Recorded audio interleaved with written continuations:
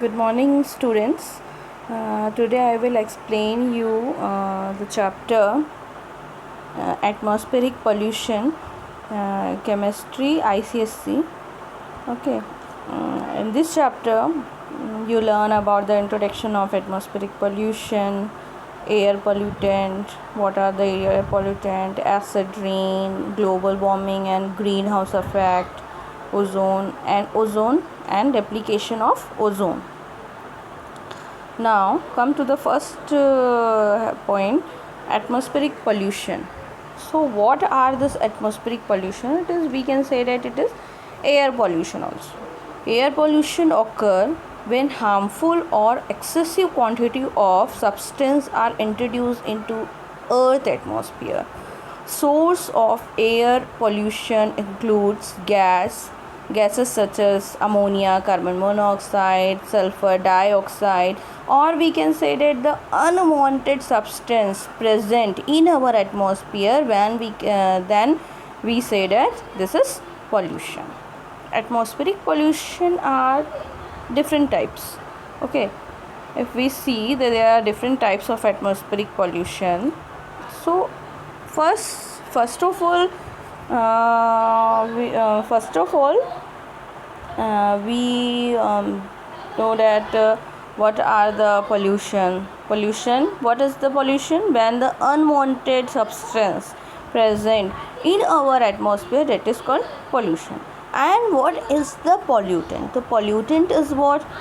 The substance that pollute our environment, that is called pollutant. जो substance pollution create करता है, that is called pollutant.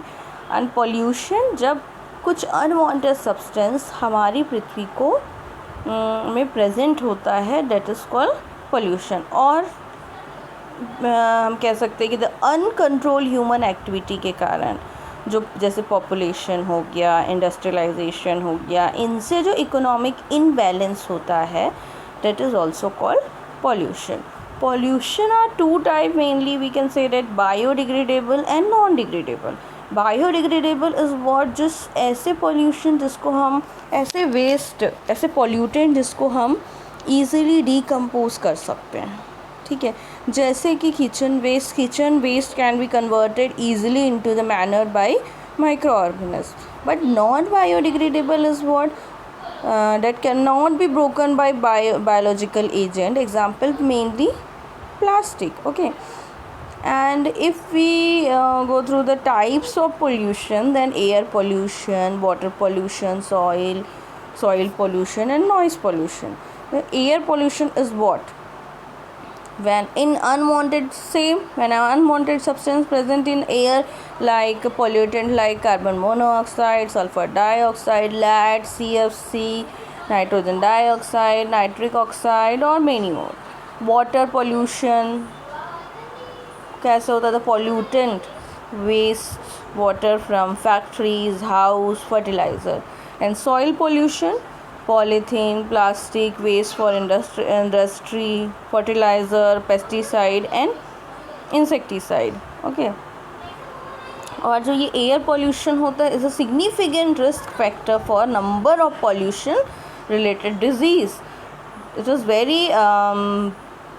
very important, including respiratory infection, heart disease, lungs cancer also. And the human health effect of poor air quality are far reaches.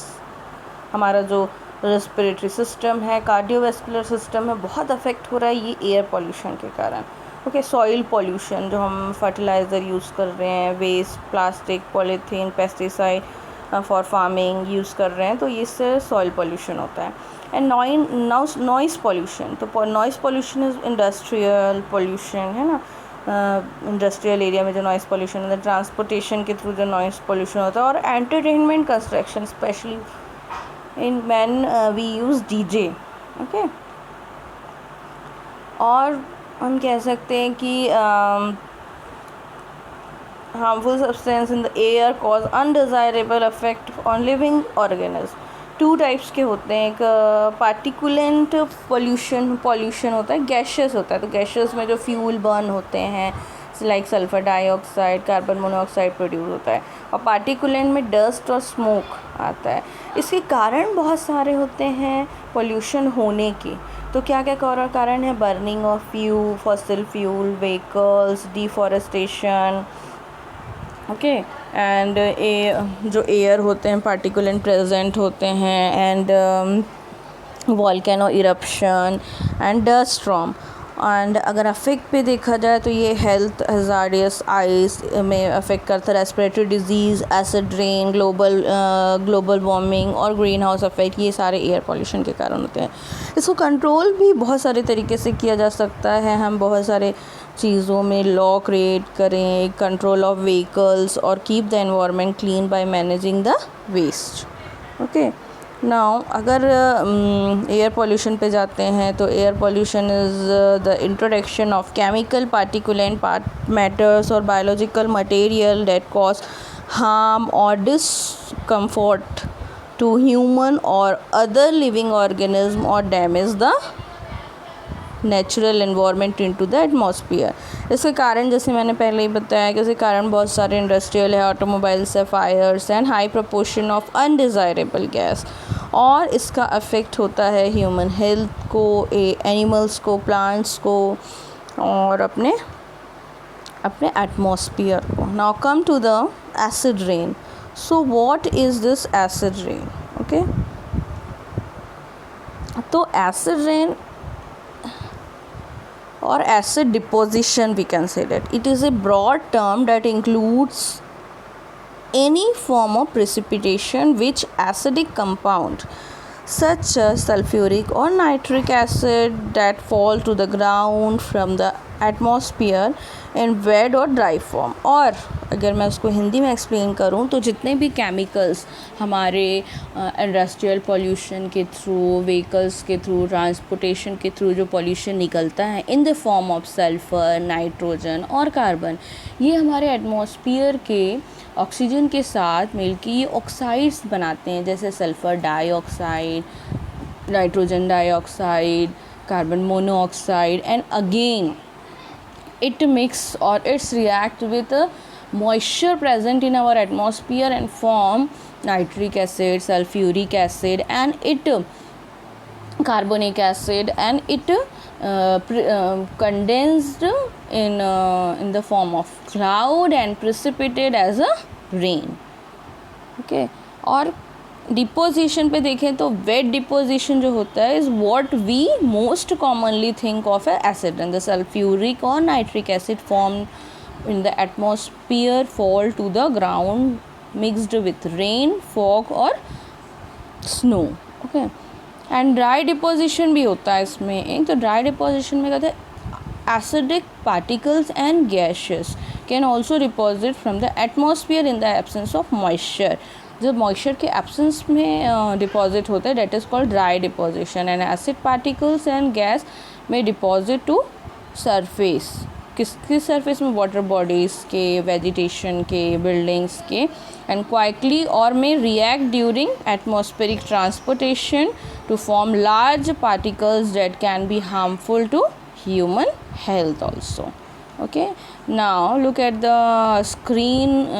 In this screen nitric acid बन रहा है, क्या बना? Nitrogen निकला, फिर ये oxygen के साथ रिएक्ट किया तो नाइट्रिक ऑक्साइड बनाया, नाइट्रिक ऑक्साइड अगेन ऑक्सीजन के साथ रिएक्ट किया तो nitrogen dioxide, again that nitrogen dioxide react with water and it form nitric acid, same as in sulphuric acid also and carbonic acid also. Now come to the global warming. So before go through the global warming, I want to explain the greenhouse effect. So what is this greenhouse effect? So greenhouse effect, heating, actual what is this greenhouse? The greenhouse effect is a process that occur when gases in earth atmosphere trap the sun heat.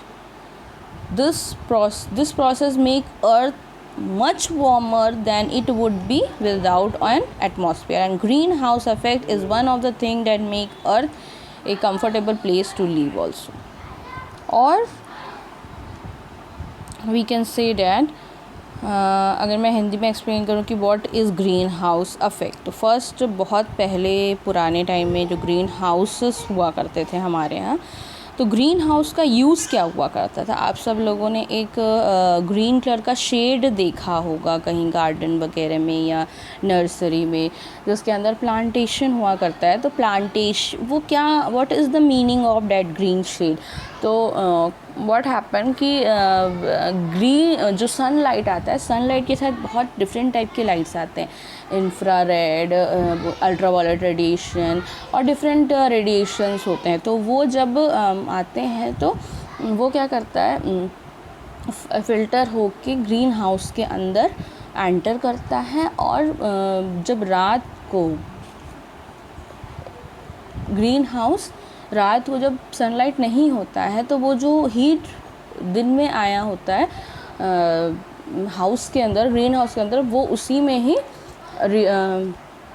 Trapped हो जाता है और वो plants को heat provide करता है। Okay, तो as you might accept from the name, greenhouse effect work like a greenhouse, and greenhouse is a building with glass wall and glass roof. Greenhouse are used to grow plants such as tomato and tropical flowers, and greenhouse stay warm inside even during the winter. इसी basis पे actual में ये हमारी पृथ्वी पे एक भी green house है already. तो हमारा जो अर्थ सरफेस है उसके ऊपर एक कार्बन डाइऑक्साइड का एक ब्लैंकेट है, और जब सनलाइट एंटर करती है तो सन जो रेज़ हैं वो अंदर आते हैं उस ब्लैंकेट के, कार्बन डाइऑक्साइड की ब्लैंकेट की, और वो हमारे अर्थ को पहले के ज़माने में जब पॉल्यूशन नहीं हुआ करता था तो हमारा जो अर्थ है वो वार्म नहीं था। तो जब नाइट टाइम में हमारा जो अर्थ सरफेस है वो बहुत ज़्यादा कोल्ड हो जाता था।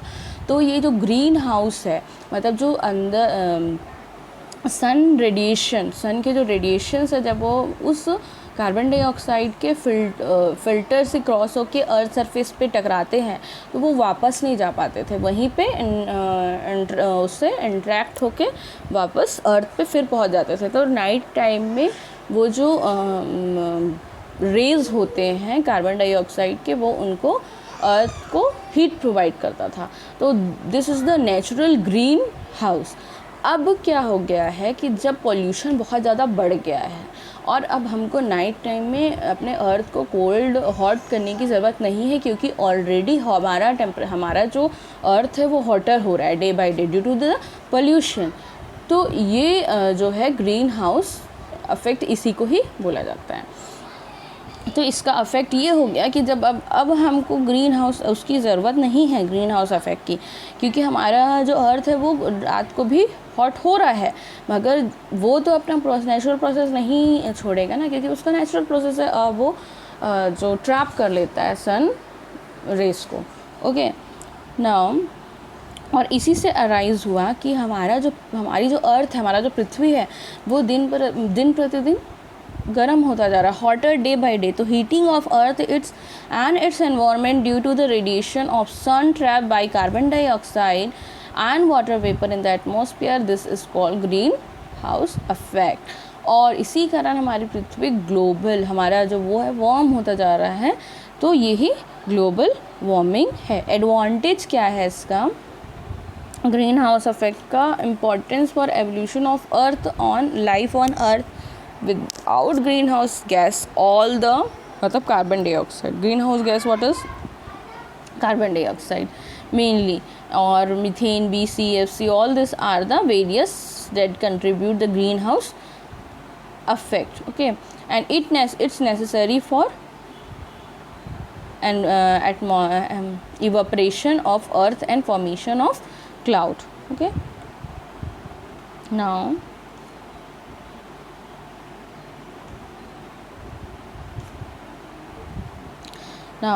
next our next topic is ozone duplication. So look at the screen. In the screen, ozone duplication, solar radiation come to our earth. There are different layer.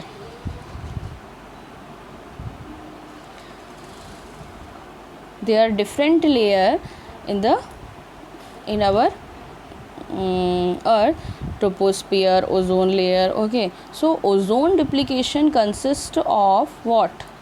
Different gases. So ozone depletion when chlorine, bromine atoms come into contact with ozone. पहले जैसे मैंने बताया कि ozone green house effect एक natural process था, अब वो हमारे लिए आपदा सा बन गया है, ठीक है।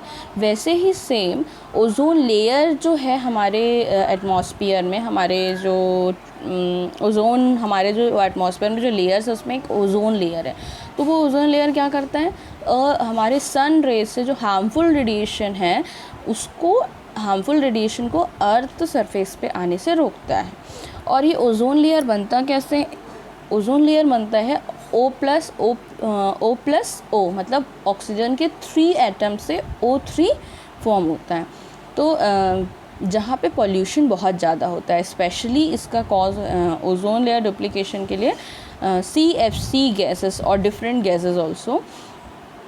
तो जहाँ पे पॉल्यूशन बहुत ज़्यादा होता है तो वहाँ पे क्या होता है, ऑक्सीजन की कमी आ जाती है। तो ऑक्सीजन की कमी होने के कारण उस जगह पे ऑक्सीजन की कमी हो जाती है और उस जगह पे ओजोन फॉर्म नहीं हो पाता, और ओजोन फॉर्म नहीं होता है, व्हाट इज़ मेन, वहाँ पे ओजोन होल हो गया है। और that is not the whole, that is the deficiency of oxygen gas in particular area.